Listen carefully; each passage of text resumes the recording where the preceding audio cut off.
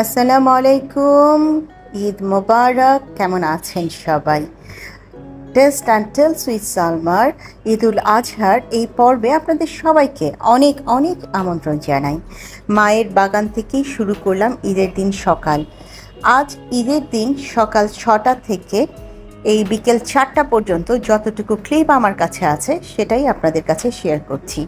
ঈদের দিনে যা হচ্ছে, যতটুকু হচ্ছে সেটুকুই আপনাদের সাথে শেয়ার করবার জন্য ছোট্ট একটা ভ্লগ তৈরি করেছি। কোনো একটা নির্দিষ্ট কারণে কিছু ভালো লাগছে না, ভাবলাম একটু ছাদ থেকে ঘুরে আসি, দেখে আসি মায়ের ছাদ বাগানটার কী অবস্থা।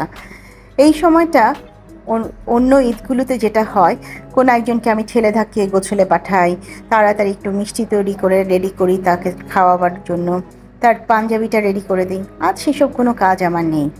4:10 বোন ফোন করে জানালো যে কোরবানি হয়ে গেছে, কিন্তু অনেক কিছুই মাথার মধ্যে ঘুরছিল। মনে হচ্ছিল ঠিকঠাক মতন সে আয়রন করবে কিনা, পায়জামাটা ঠিক মতন বের করবে কিনা। তারপর তার সাথেও কথা হলো, দেখলাম সেও রেডি হয়েছে ঈদের নামাজ পড়বে বলে।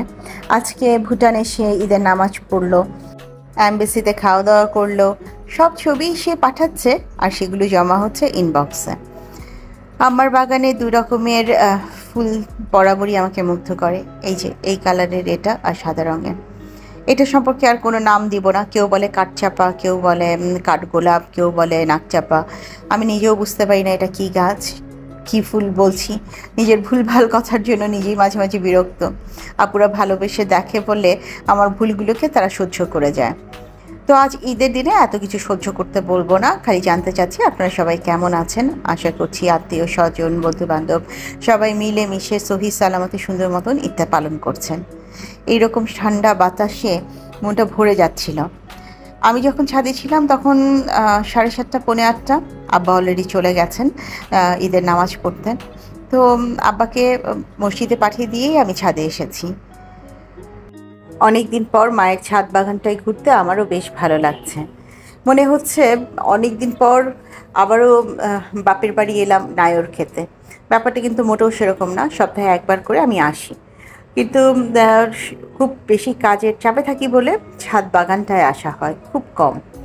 ড্রাগন গাছটা অনেক বড় হয়েছে, আমি অপেক্ষায় আছি ড্রাগন ফুলের। আমাদের ঝর্ণা আপু ড্রাগন গাছে ড্রাগন ফুল চলে এসেছে, আপুও এক্সাইটেড, আমিও এক্সাইটেড। তো এই বাগানের কিছু অংশ আপনাদের সাথে এই কারণেই শেয়ার করি যে আপনাদের মধ্যে অনেকেই আছেন যারা এই বাগানটা পছন্দ করেন।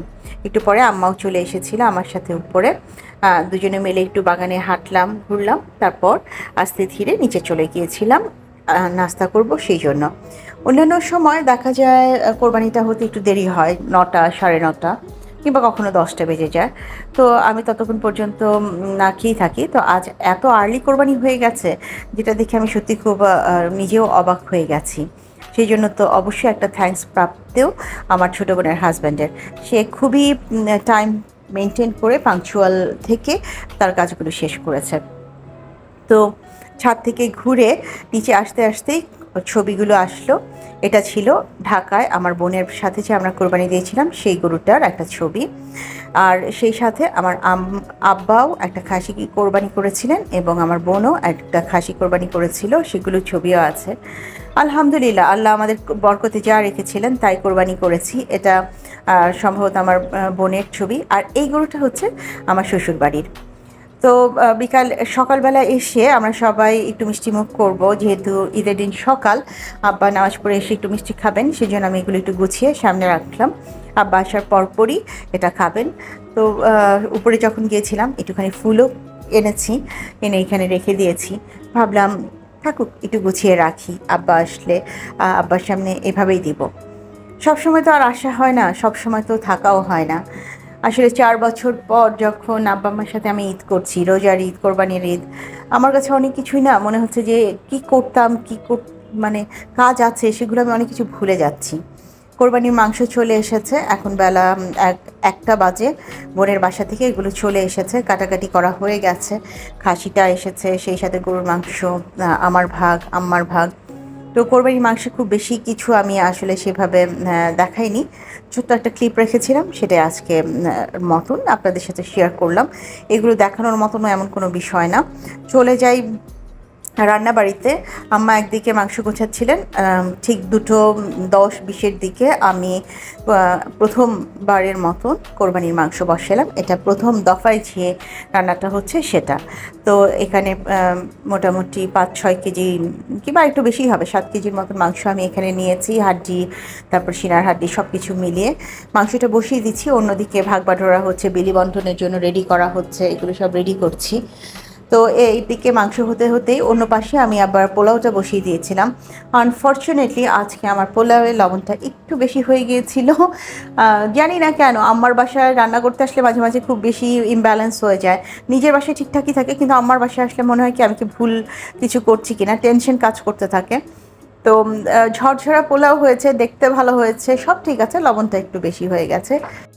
কিন্তু যখন সব কিছু মিলে খাচ্ছিলাম তখন খারাপ লাগছিল না, তবুও মনে হচ্ছিলো যে লবণটা একটু কম হলে ভালো লাগতো, একটা সল্টি ফিলিংস হচ্ছিল সত্যি সত্যি। তো এদিকে মাংস কষানো শুরু করলাম, এখনও দিয়েই শেষ করতে পারছি না, একটু করে দিচ্ছি, মাংসের সাথে মশলাটাকে মিশাচ্ছি, আবার একটু করে মাংস তুলছি, এভাবে কয়েক দফায় আমি আর কি মাংসটা বারবারে দিয়ে মশলার সাথে মাখিয়ে দিচ্ছিলাম। আর আজকে আমার অ্যাসিস্ট্যান্ট, মানে আজকে আমার ক্যামেরা ধরার অ্যাসিস্ট্যান্ট হচ্ছে কাকুলি। কাকুলিকে বললাম তোমাকে কিচ্ছু করতে হবে না, তুমি সোজা করে ক্যামেরা ধরে রাখবে, দুনিয়া এদিক ওদিক হয়ে গেলেও ক্যামেরা বাঁকাবে না। তো কাকুলি তার জান প্রাণ দিয়ে একেবারে সুন্দর মতন ক্যামেরা ধরে রেখেছে। আমি নিজেও কিন্তু এত ভালো করে ক্যামেরা ধরে রাখি না, আমি কাঁপাই, আমি নড়াচড়া করে, কিন্তু কাকুলি মাশাআল্লাহ কথা রেখেছে। তো মাংস রান্না হতে থাকুক, ততক্ষণে আপনাদের ব্যাপারেও জানতে চাচ্ছি যে আপনাদের কার কোরবানির কী অবস্থা। নিশ্চয়ই এতক্ষণে সবার কোরবানি ঘরে পৌঁছে গেছে, অনেকে রান্না করে খাওয়াও শুরু করেছেন আমার মতন একদিকে। তো ওই যে ওই পাশে আমি বসিয়ে দিয়েছি হচ্ছে গরুর মাংস, আর এদিকে পোলাও। আজকে কিন্তু সমস্ত রান্না শেষ করতে করতে আমার 4টা বেজে গিয়েছিল, এবং 4টার দিকে আমি আব্বা তো ঘুমিয়ে গিয়েছিলেন, তাকে তুলে এনে তারপর আমি খেতে দিয়েছি। আসলে কোরবানির ঈদে সবারই কম বেশি এরকম হয়, দুপুরের খাবারটার কোনো টাইম টেবিল থাকে না। এটা হচ্ছে রান্নার শেষের দিক, একদম প্রথম কষানির পরেই আমি আব্বা আম্মাকে ডেকেছি যে আসো। মাংসটা আলহামদুলিল্লাহ বেশ ভালো হয়েছিল। আমাদের যাদের দাঁত আছে আমাদের জন্য মাংস কষানো ঠিকঠাক ছিল, বাট আব্বা আম্মার জন্য আরেকবার কষালে হয়তো জিনিসটা আরও খেতে ভালো হবে। তবুও তারা খেতে বসেছেন, কোরবানির ঈদ বলে কথা। আর আব্বার জন্য আসলে আমরা একটু খাসির মাংস আলাদা করে রান্না করে রেখেছিলাম, কারণ আব্বার গরুর মাংসতে একটুখানি সমস্যা হয়, অ্যালার্জি সমস্যা, অ্যাজমাটিক প্রবলেম। তো খাসির এই মাংসটা আমরা আগেই কিনে রেখেছিলাম এবং আব্বার জন্য একটু রান্না করে রেখেছিলাম, এবং সাথে ছিল যথারীতি আমার মেয়েদের জন্য মুরগি। তো আজকে এই ছিল আমাদের ঈদের দুপুরের খাবার। ঈদের দিনের এই ছোট্ট ব্লগটি ভাবলাম আপনাদের সাথে আজকে ফ্রেশ ব্লগ শেয়ার করে দিই।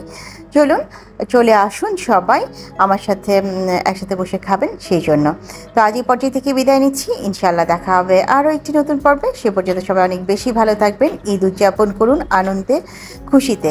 এবং আমার যারা কলকাতার বন্ধুরা আছেন, দিদি ভাইরা আছেন, আপনাদেরকেও জানাচ্ছি ঈদ মোবারক। সবাই অনেক বেশি ভালো থাকবেন, নিজেদের খেয়াল রাখবেন। তা আজ এখান থেকে বিদায় নিলাম, আল্লাহ হাফেজ, আসসালামু আলাইকুম।